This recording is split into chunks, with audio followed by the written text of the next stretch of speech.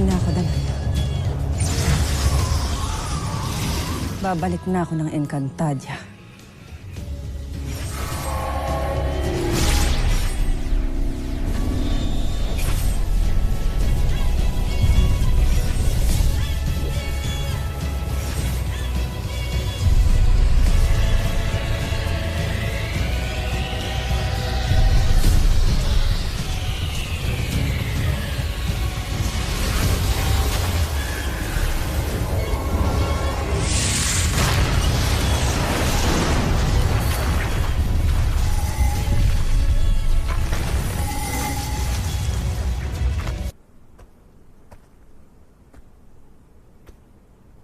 Mahal na Bathaluman,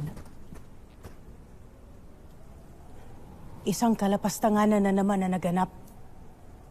Pagkat maging si Amihan ay tumakas na rin dito sa Devas. Hindi siya tumakas, Maika. Si Amihan ay binigyan ko ng basbas upang makaalis ng Devas at magbigay ng saklolo sa mga sangre. Ipagpaumanhin ninyo ang aking pagtatanong, kabanal-banalan. Ngunit bakit tilang binabali ninyo at panuntunan dito sa Devas?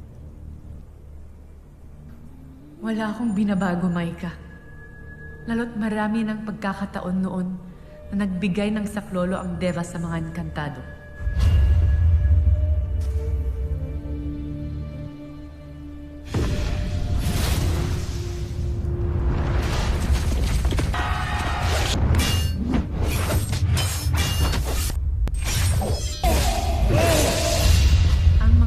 Maging sa Devas ay kailangan na ng iakma upang maging sagot sa mga kaganapan sa kasalukuyan.